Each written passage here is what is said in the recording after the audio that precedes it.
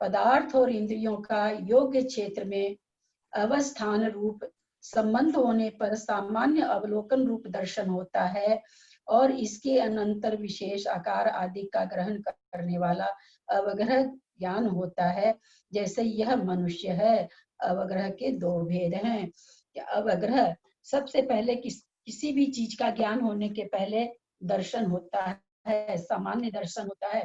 पहले कोई भी चीज आंख से दिखती है, उसके बाद हम कहते हैं, जैसे मान लीजिए हम कहीं जा रहे हैं किसी खेत में, वो ठूंठ बन के ठूंठ खड़ा रहता ना खेतों की रखवाली करने के लिए, हम एक बार देखते कि ये ठूंठ है कि क्या आदमी है।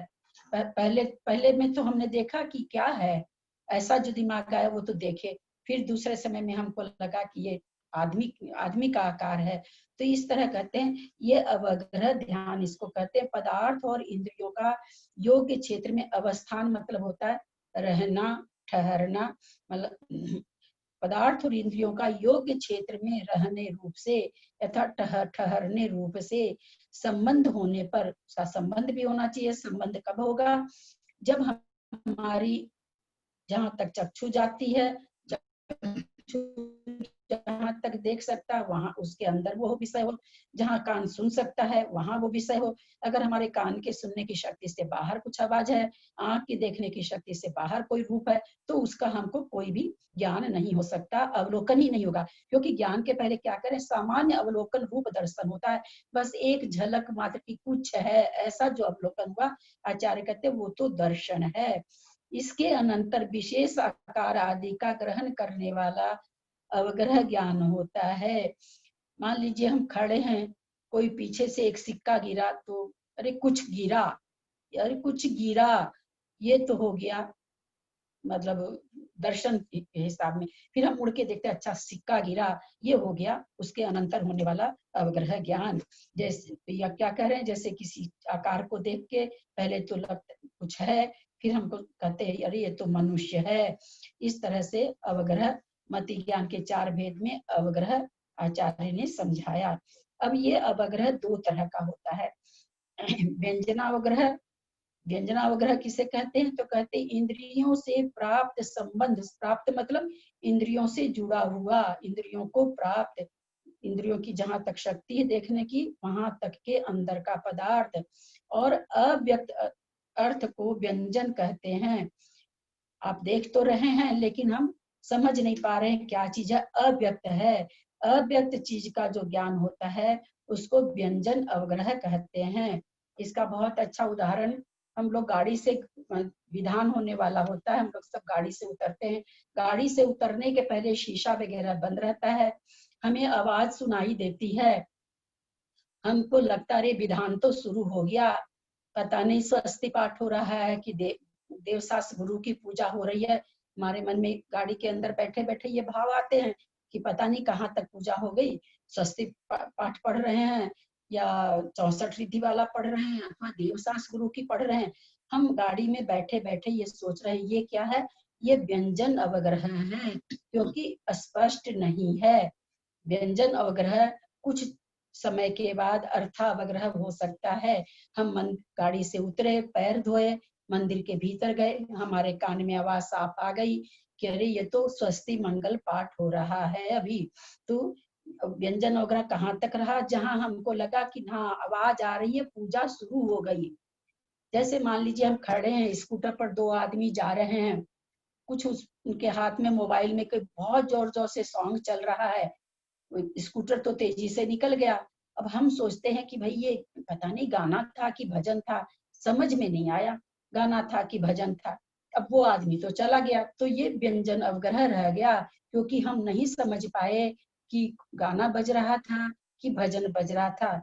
बाई द वे वो स्कूटर लौट के हम जहाँ खड़े वहां आके खड़ा हो जाए और हम उसके शब्दों को सुन लें, शब्दों को सुन लें तो हमारे मन में हम जान जाएं कि ये तो गाना है इस फिल्म का, अथवा नहीं ये तो भजन बज रहा है।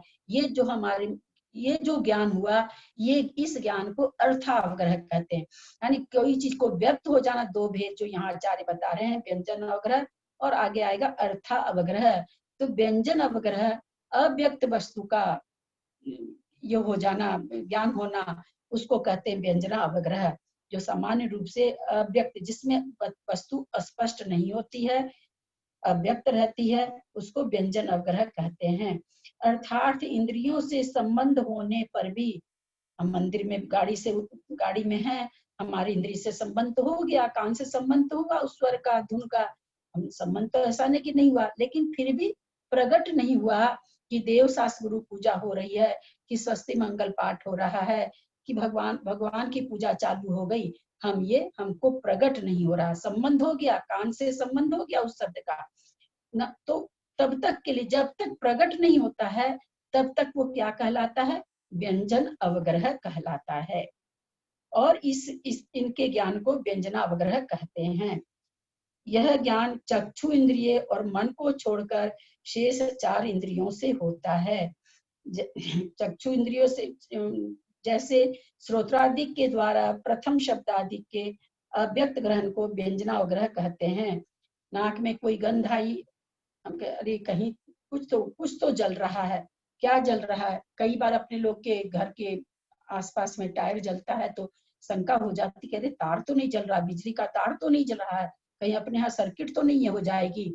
फिर हम थोड़ी देर के बाद कहते नहीं, ये तो टायर जल रहा।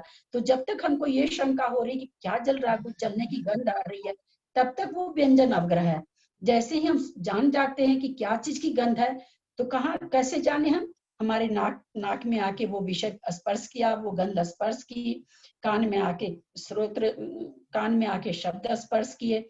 तो इसलिए इन इंद्रियों से स्पर्श, कहीं से बहुत ठंडी हवा, हम खड़े हैं अचानक बालकनी में, खूब ठंडी हवा आके लगी, हम क्या सोचते हैं कि अरे कहीं तो बारिश हो रही, कहाँ हो रही सो नहीं पता है, 2 किलोमीटर पर हो रही है कि थोड़ी दूर पर हो रही है बारिश, पता चलता है, फिर देखते हैं कि अपनी ही तरफ बारिश आ गई, अरे यहीं हो रही थी बारिश, तो यहीं हो रही थी। तो इस तरह से जो 4 इंद्रियों के द्वारा जो अव्यक्त ज्ञान होता है, व्यक्त नहीं हो पाता है, स्पर्श हो जाता है, हमको ये पता चल जाता है कि आवाज आ रही है, हमें ये पता चल जाता है कि गंध आ रही है, हमें ये पता चल जाता है कि बहुत कोई चीज की गर्म हवा आई है, अथवा स्वाद है, रस का भी इंद्रियों से भी अवग्रह होता है। कई बार हम चखते हैं, चखने के बाद कोई चीज बोलना रहता है तो थोड़ा सा सोचना पड़ता है क्या चीज का स्वाद है। तो जब तक हमको पता नहीं चलता है तब तक वो अर्थावग्रह है, व्यंजनावग्रह है। तो कहते जैसे सूत्रादि के द्वारा प्रथम शब्द आदि के अव्यक्त ग्रहण को व्यंजनावग्रह कहते हैं। अर्थावग्रह जो अप्राप्त असंबंध अर्थ के विषय में होता है उसे अर्थावग्रह कहते हैं।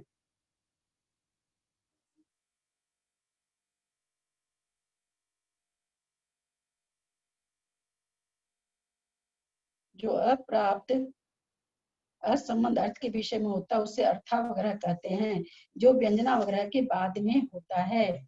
जैसे श्रोत्रादि का द्वारा शब्दादि का प्रकट रूप से ग्रहण करना, यह ज्ञान 5 इंद्रियों और मन से होता है। अर्थावग्रह दोनों से होता है।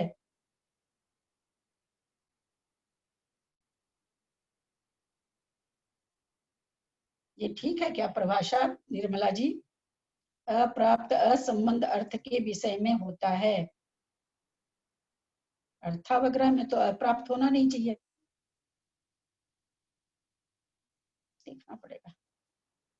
जो व्यंजन के बाद में आता है, जैसे सूत्रादि के द्वारा शब्दादि को प्रकट रूप से ग्रहण करना, यह ज्ञान 5 इंद्रियों और मन से होता है।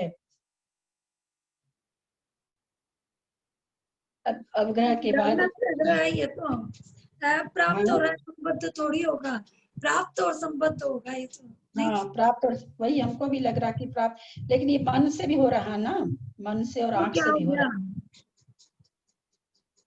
अब वही हमको भी नहीं समझ में, नहीं किताब तो ठीक ही होगा, देखना पड़ेगा, वही मेरे को भी नहीं समझ में आ रहा। प्राप्त कैसे आ गया? अप्राप्ति होगा, मैं बता, ये अप्राप्ति होगा कैसे? क्योंकि ना प्राप्त होने से तो यह हो जाएगा, या भी अप्राप्त है मतलब पूर्ण ज्ञान नहीं होगी तो ज्ञान में आ जाएगा। तो अवग्रह में तो अप्राप्त ही होता है और असंबद्ध होगा। 1 मिनट, हाँ वो ठीक, वो अप्राप्त वो अवग्रह यहाँ के हिसाब में कह रहे हैं। हाँ, और बाद में लिख दिया ना, वो अप्राप्त घटा रहे हैं। हाँ बाद में लिख दिया ना कि वो जैसे है ना अर्थावग्रह कहते हैं, अर्थावग्रह को घटाया ना आचार्यों ने, जैसे आकाश में बगुले की पंक्ति जा रही है तो कोई देख के ये कुछ तो है आकाश में, ये अर्थावग्रह कहला जाता है। फिर कहते हैं सफेद सफेद सफेद सफेद पंक्ति कुछ जा रही है, अर्थावग्रह हो गया। फिर कहते हैं तो हाथ पैर चल रहा है, क्या है ये हाथ पैर चल रहा है, तो बगुला लगता है। फिर आवाई में हो जाता है कि नहीं ये तो बगुला ही है। और फिर धारणा में कालांतर में कभी भी वैसी पंक्ति देखने से याद आ जाना कि हाँ बगुला है, बगुले की पंक्ति है, ये धारणा में हो जाता। उस हिसाब से ये यहाँ पर घट रहा है, ठीक बात है। जो अप्राप्त असंबंध अर्थ के विषय में होता है उसे अर्थावग्रह कहते हैं, क्योंकि वो चीज प्राप्त हो जाने के बाद में ईहा हो जाएगी, इसलिए कहते हैं कि जो व्यंजन। अच्छा, लेकिन ये होता कब है? व्यंजनावग्रह के बाद होता है। जो व्यंजनावग्रह के बाद होता है, जैसे श्रोत्रादिक के द्वारा शब्दादिक को प्रकट रूप से ग्रहण करना, ये ज्ञान 5 इंद्रियों और मन से होता है। यह अवग्रह के द्वारा जाने हुए पदार्थ को विशिष्ट रूप से जानने की चेष्टा होना, यह ज्ञान है। जैसे यह मनुष्य दाक्षिणात्य होना चाहिए। अवग्रह में क्या हुआ? किसी खड़ी हुई कोई चीज ठूंठ जैसा कोई खड़ा है, उसको देख करके कि नहीं यह तो मनुष्य है, इस प्रकार का ज्ञान हो जाना अवग्रह हो गया। फिर उसको ठीक से देखा कि ये तो धोती लुंगी पहने हुए है, तो भाई ये तो मनुष्य दक्षिण का है। फिर अवाई में क्या हो जाएगा? यह ज्ञान के द्वारा जाने हुए पदार्थ को निर्णयात्मक ज्ञान होना अवाय कहलाता है कि नहीं नहीं ये मनुष्य तो दक्षिण का ही है। जब ही लग गया तो अवाय हो गया। और फिर धारणा में कहते हैं अवाय के द्वारा जाने हुए पदार्थ को कालांतर में न भूलने वाले ज्ञान को धारणा कहते हैं। जैसे मैंने दाक्षिणात्य मनुष्य को देखा था, क्योंकि अब वो जान गया दक्षिणात्य मनुष्य कैसे होता है, तो कभी भी देखा तो बोल देता कि भाई हमने तो दक्षिण वाले आदमी को देखा था। फिर से अपने ऊपर से पढ़ रहे हैं, व्यंजनावग्रह से फिर ले रहे हैं, ऊपर से लेते हैं। मति ज्ञान के 4 भेद हैं। अवग्रह पदार्थ और इंद्रियों का योग्य क्षेत्र में अवस्थान रूप संबंध होने पर सामान्य अवलोकन रूप दर्शन होता है। इसके अनंतर विशेष आकार आदि को ग्रहण करने वाला अवग्रह कहलाता है।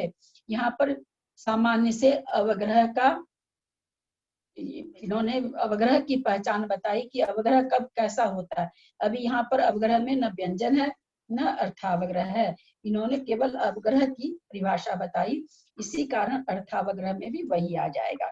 तो क्या करें? पदार्थ और इंद्रियों का योग्य क्षेत्र में दोनों ही वस्तु भी, मतलब इंद्रियों के हिसाब में दूर रहे चाहे पास रहे, जितनी भी, जैसे जहां तक इंद्रियों का विषय हो सकता है वहां तक योग्य क्षेत्र में रहने पर जब दोनों का संबंध होता है तो एक नजर से जो कोई चीज रहती है, नजर केवल पड़ती है, तब तक वो दर्शन है। और उसके अनंतर फिर ये होता है कि ये वस्तु ये है, तब कहते हैं वो अवग्रह ज्ञान कहलाता है। जैसे यह मनुष्य है, उस अवग्रह के 2 भेद हैं।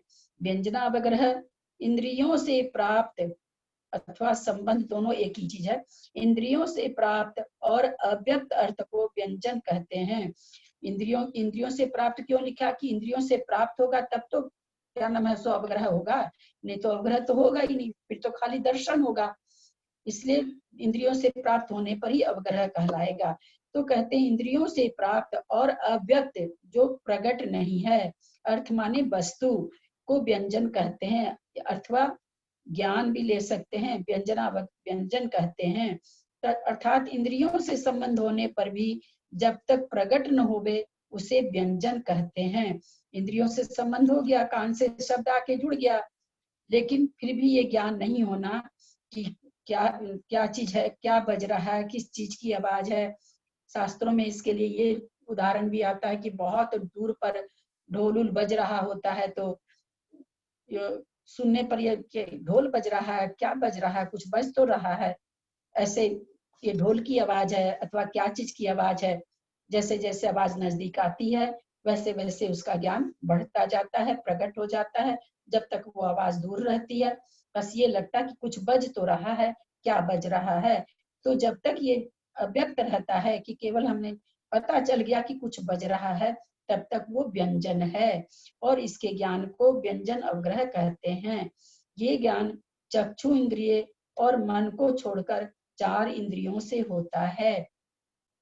अवग्रह ज्ञान चक्षु इंद्रिय और मन से क्यों नहीं होता है? क्योंकि चक्षु किसी चीज को देखती है तो जान जाती है, उसमें अवग्रह की जरूरत नहीं रह जाती है। मन भी किसी विषय को जानता है तो वो पूरा जान जाता है, उसके लिए अवग्रह की जरूरत नहीं रहती है, व्यंजना अवग्रह की। जैसे सूत्रादि के द्वारा प्रथम शब्दादि के अव्यक्त ग्रहण को व्यंजना अवग्रह कहते हैं। अर्थावग्रह जो अप्राप्त असंबंध अर्थ के विषय में होता है उसे अर्थावग्रह। यहाँ पर अर्थावग्रह का मतलब अवग्रह के विषय में बता रहे हैं कि अर्थावग्रह कब होगा, क्योंकि यहाँ पर 4 बताने जा रहे हैं।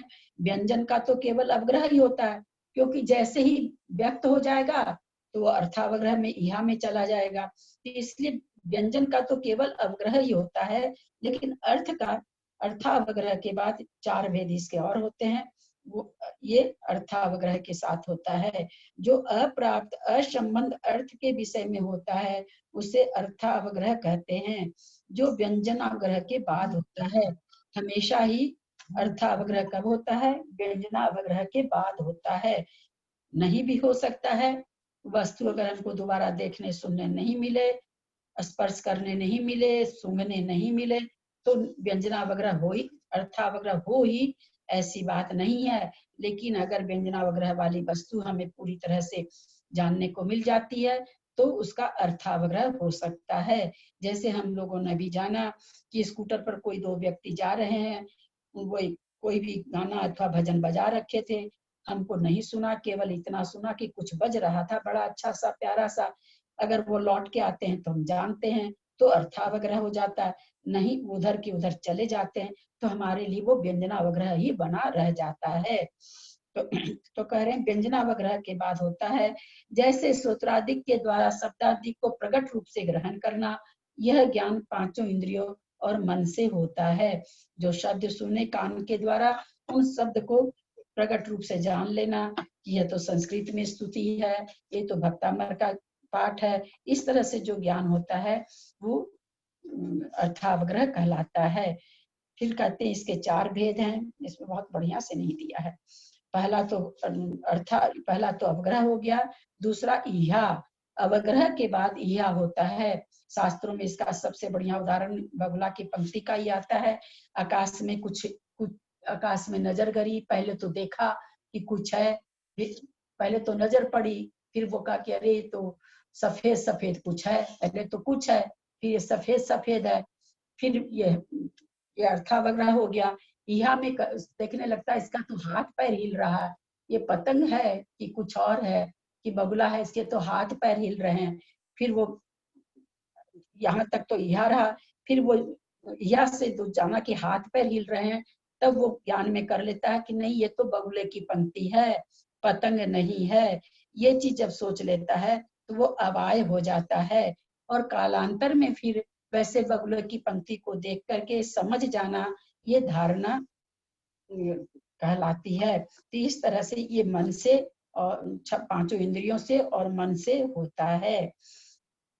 अस्पष्ट पदार्थ या व्यंजन पदार्थ का सिर्फ अवग्रह ज्ञान होता है। अस्पष्ट पदार्थ का 4 ज्ञान होते हैं। 4 ज्ञान कौन से? अवग्रह, या अवाय, धारणा। बोलते जो वस्तु प्रकट नहीं रहती है उसका केवल व्यंजनावग्रह होता है, लेकिन जो वस्तु प्रकट होती है उसके अवग्रह, या अवाय, धारणा 4 प्रकार के ज्ञान होते हैं। जैसे बीज बोया भूमि में, उसमें हल्का सा अंकुर फूट के ऊपर आया, हमने ये तो जान लिया कि यहाँ तो कोई अंकुर बोया हुआ है, ये मन में आ गया उसको थोड़ा सा देख करके, लेकिन हम ये नहीं जान पाए कि ये क्या चीज का है, अवग्रह ही रहा। वो थोड़ा सा और बढ़ा, जो उसके जानकार हैं वो उसके थोड़ा सा देख के कहेंगे ये तो लगता है कोई भी चीज के, जैसे टमाटर के पौधे, टमाटर का पौधा लग रहा है, फिर वो और थोड़ा बड़ा होता, नहीं नहीं ये पत्ती तो टमाटर के पौधे की, ये तो टमाटर का ही पौधा है। और फिर कालांतर में उन पत्तियों को ध्यान रखना कि ऐसी पत्ती होती है टमाटर के पौधे की, ये धारणा है। ये चारों ज्ञान हम लोग सभी चीज में, किसी भी तरह के ज्ञान में ये चारों ज्ञान ही होते हैं।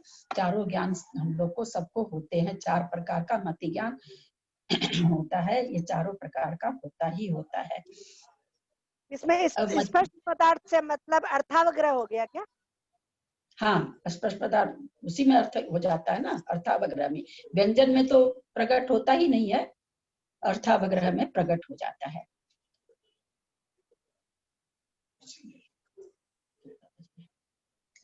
होगा नहीं। आगे क्लास बढ़ाएं कि प्रश्न है?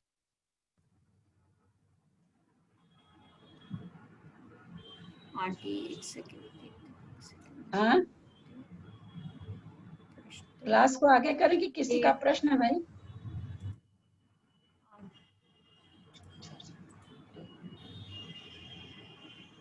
आंटी किसी ने हैंड तो रेस किया हुआ नहीं है। हाँ तो चलो ठीक है, आगे चलते हैं। मति ज्ञान के विषयभूत पदार्थ की अपेक्षा कितने भेद होते हैं?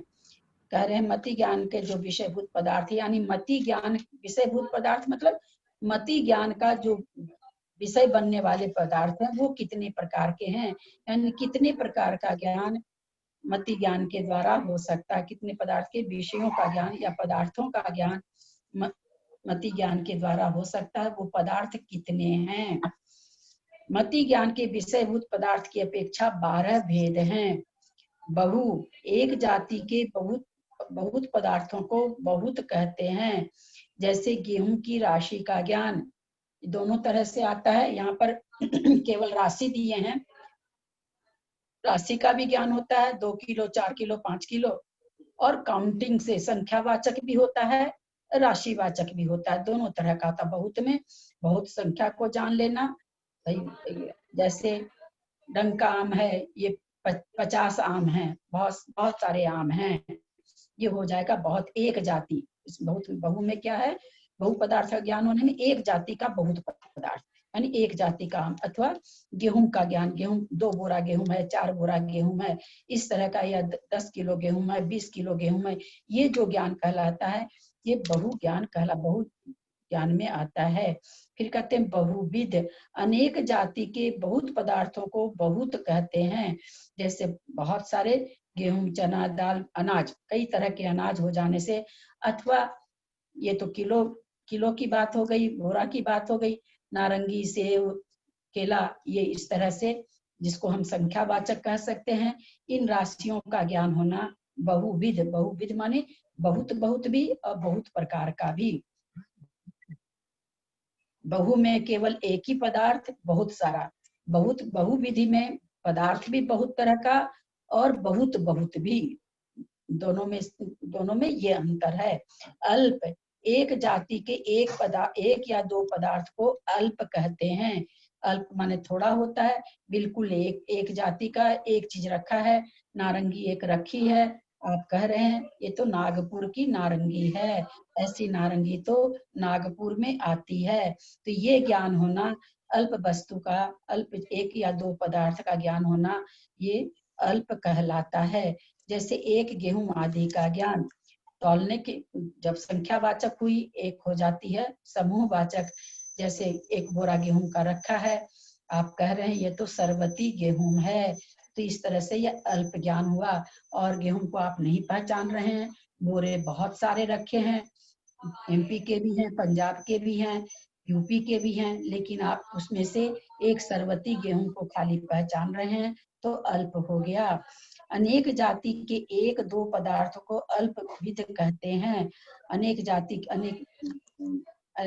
जाति की चीज रखी हुई है,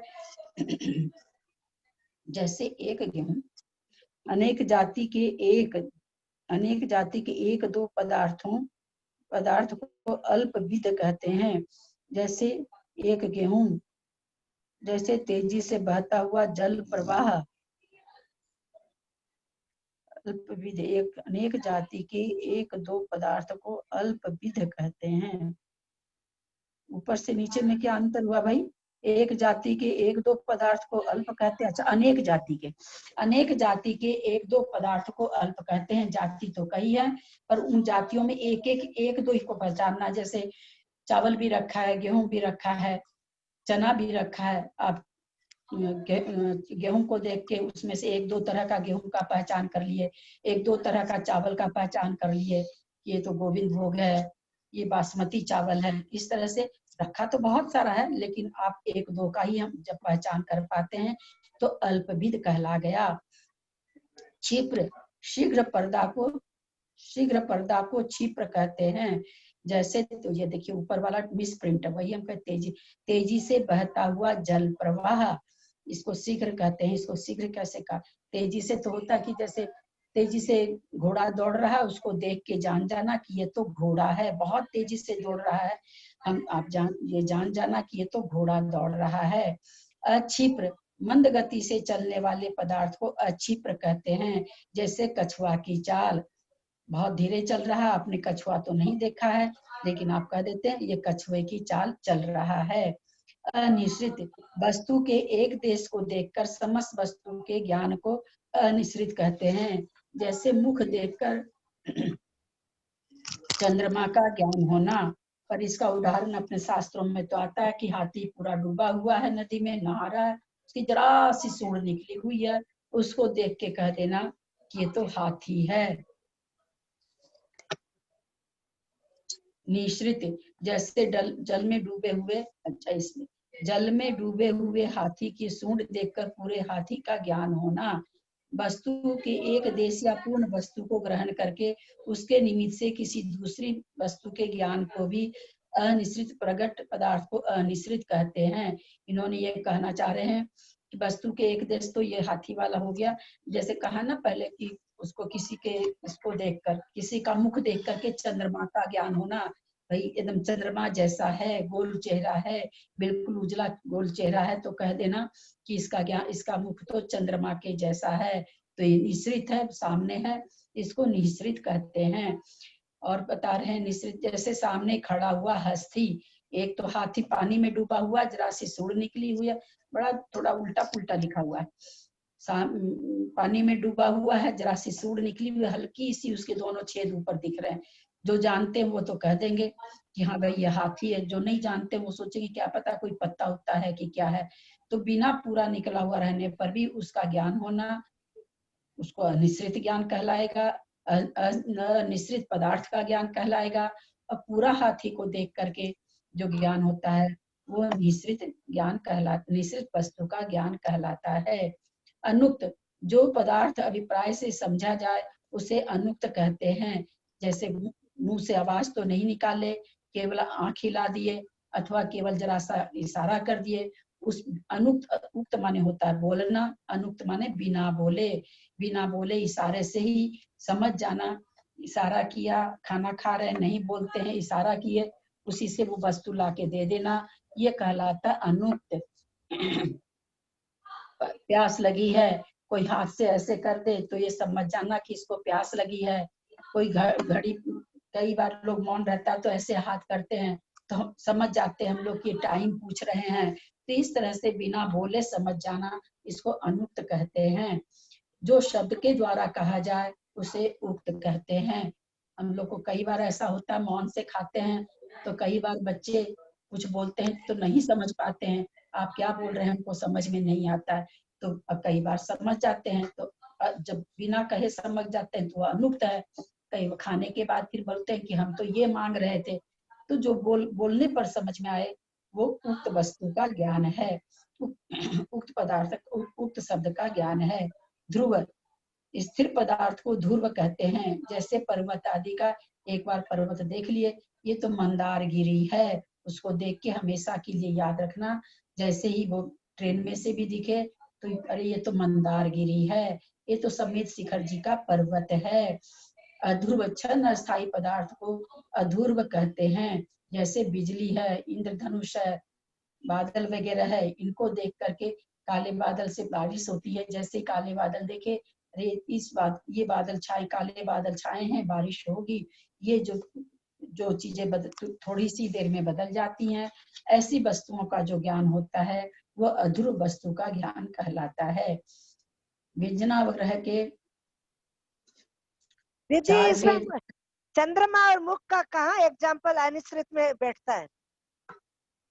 नहीं ये आगे दिए ना, यहाँ पर देखिए, एक मिनट। वस्तु के एक देश या पूर्ण वस्तु को ग्रहण करके उसके निमित्त से किसी दूसरी वस्तु के ज्ञान को भी, इसलिए इन्होंने भी लगा दिया यहाँ पर, कि उसको भी क्या कहते हैं, अनिश्चित प्रकट पदार्थ को अनिश्चित ज्ञान कहते हैं। तो ये यहाँ पर ये कह रहे हैं, चंद्रमा दिन में मान लीजिए आपको सामने तो नहीं है चंद्रमा, किसी का मुख देख के आप कह रहे हैं गोरा मुख है, एकदम गोल मुख है, भाई चंद्रमा सा मुख है, तो वहां पर चंद्रमा निकला हुआ नहीं है, लेकिन फिर भी आप चंद्रमा से तुलना करके कह रहे हैं। वो देखिए यहाँ पर दे दिया ना, किसी दूसरी वस्तु को गया। हम लोग भी इस बात को आज पहली बार ही पढ़ रहे हैं, हम लोग भी इस उदाहरण को नहीं पढ़ी थी, मैं भी नहीं पढ़ी थी। किसी दूसरी वस्तु, हाँ पहली बार ही पढ़ रहे हैं। तो ये हो सकता है ये उसमें हो, क्योंकि ये साहित्य पन्नालाल जी ने तो उसी में से सब लिखा है, तो हो सकता है उसमें हो। तो निम्न से दूसरी वस्तु के ज्ञान को भी ये भी कहते हैं, ये भी अनिश्चित कहलाएगा। किसी वस्तु को देख के दूसरी वस्तु का ज्ञान करना, किसी को बहुत लंबा आदमी को देखे बाबा ये तो ताड़ ही है, ताड़ सा, आपके पास तो ताड़ नहीं है वहां पर जहां पर आप बोल रहे हैं, लेकिन ताड़ का पेड़, इससे क्या ज्ञान हुआ कि ताड़ का पेड़ बहुत लंबा होता है। इस ऐसे बोलने से अपने आप हो गया ना कि ताड़ का पेड़ बहुत लंबा होता है। तो ये इसको भी आचार्य यहाँ पर बता रहे हैं, अनिश्चित ज्ञान कहलाएगा, अनिश्चित वस्तु का ज्ञान कहलाएगा। अच्छा, एक नई चीज जानने को मिली है। अपने लोग उपमा तो देते ही रहते हैं ना, ये चांद जैसा है, इसकी सूरत तो एकदम चांद जैसी है, ये तो बहुत ही लंबा ताड़ है, जैसे कोई ताड़ का पेड़ हो वैसा लंबा है। तो इस तरह बहुत ही, हाथी को देख लो, इसको देख लो, इतना मोटा है, तो हाथी वहां पर नहीं खड़ा है। तो इसको अनिश्चित इसलिए कह दिया गया कि वो वस्तु सामने नहीं होते हुए भी उसकी तुलना से हम बोल रहे हैं, इसका मतलब वो अनिश्चित ज्ञान है। यहाँ ये चीज बताना चाह रहे हैं, ये चीज आज नई चीज जानने को मिली मेरे को भी। 7 बज गई है, कोई जिनवानी स्तुति करेंगे क्या? माँ धोप, माँ पापा धोप। मैं, हाँ मैं गा रही हूँ। हाँ बोलो। आज हनी नहीं है, आज हनी को आना नहीं है। मधु जी आप एक लाइन को 2 बार गाइए, एक बार हम साथ में गाएंगे सब। मैं उसका वो भेज दूँ? हाँ भेज दीजिए, व्हाट्सएप में भेज दीजिए। एक मैं भेजती हूँ, अभी भेजती हूँ, फिर आप लोग सब साथ में गाइएगा। हाँ। मम्मी से बहुत मेहनत रिक्वेस्ट करनी पड़ी है। मम्मी से बात करने का टाइम पता चलता नहीं है, मम्मी बहुत बिजी होती हैं। मैंने मम्मी को बहुत रिक्वेस्ट किया कि एक जिनवानी लिख के दीजिए तो मैं स्तुति गाऊं, तब मम्मी ने आज फटाफट लिखा है। अभी स्क्रीनशॉट कर दीजिए, स्क्रीनशॉट। हाँ मैं ग्रुप में भेज देती हूँ। हाँ व्हाट्सएप में भेज। हाँ व्हाट्सएप।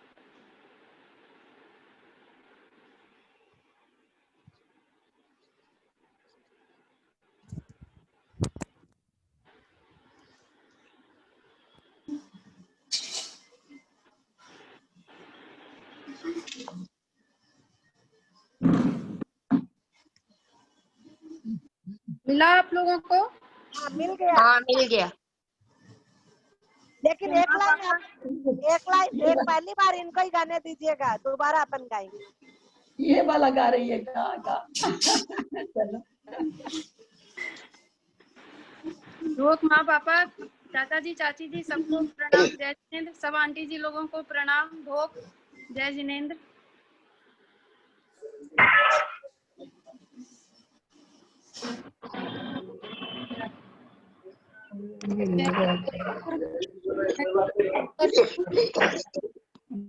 कैसा रंग लगा जिंदगी का नहीं वो भी गा रहे क्या? बताओ तो आवाज नहीं आ रही है। सबको बंद करना पड़ेगा, सबको म्यूट करना पड़ेगा। हाँ सबको म्यूट करना पड़ेगा। थोड़ा सा जीवानी स्तुति हो रही है। सब अपने जो आप को भी म्यूट कर लो, होस्ट है सबको सब कर लीजिए। जो सब अपने आप को म्यूट कर लो। तुम कितने आ जाओ। हाथ कैसे करेंगे?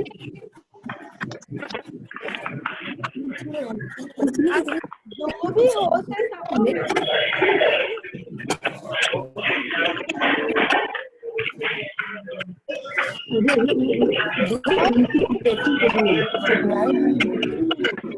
कैसा रंग लगा सखिया कैसे हमारी आवाज नहीं आ रही है, आवाज ज्यादा आ रही है।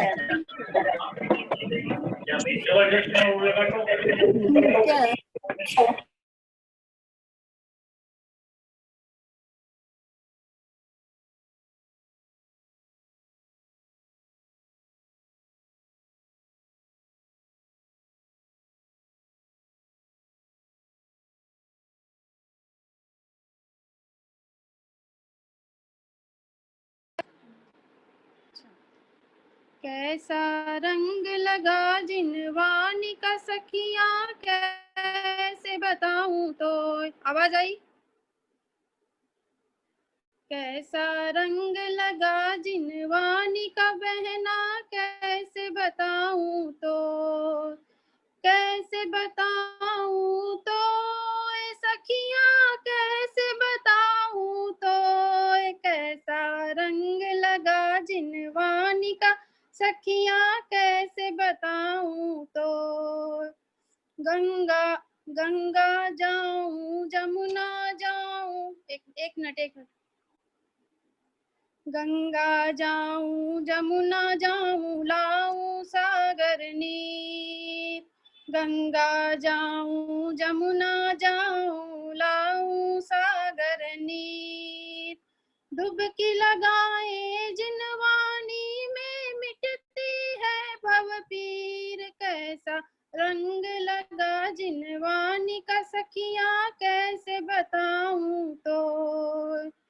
तीरथ जाती वंदना करती कितनी भी यात्रा करती। तीरथ जाती वंदना करती कितनी भी यात्रा करती। सभी कार्य की पुण्य वर्गना जिनवानी में होती। कैसा रंग लगा जिनवानी का सखिया कैसे बताऊं तो। सूरज उगता दिन कब ढलता कब होती है रात। सूरज उगता दिन कब ढलता कब होती है रात। ज्ञान न हो पाता है कुछ भी स्वाध्याय का राज। कैसा रंग लगा जिनवानी का सखिया कैसे बताऊं तो। घर रहूं या रहूं उपवन में जिनवानी ही दिखती। घर रहूं या रहूं उपवन में जिनवानी ही दिखती। इतनी विनय है तुमसे माँ बस करती रहूं तेरी भक्ति। कैसा रंग लगा जिनवानी का सखिया कैसे बताऊं तो। कैसा रंग लगा जिनवानी का बहना कैसे बताऊं तो। कैसा रंग लगा जिनवानी का पिया कैसे बताऊं तो। जय जिनेंद्र, जय जिनवानी माता की। रावण के ज्ञान से बहुत दे लो। सुंदर। दो बार नमस्कार में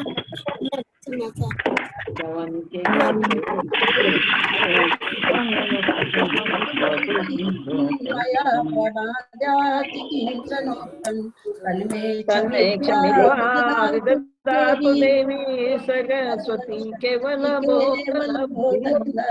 बोधि समाधि परिणाम सिद्धि स्वात्मोपलब्धि शिव सौख्य सिद्धि चिंतामणि चिंतित वस्तुदाने वंद्यमानस्य ममास्तु देवी जवानी के जाते लोकनो जुवानी मत मनो सदा ते तुम हे जुवानी बानी गए तो पावे दया धर्म पालो सदा यही मोक्ष का मन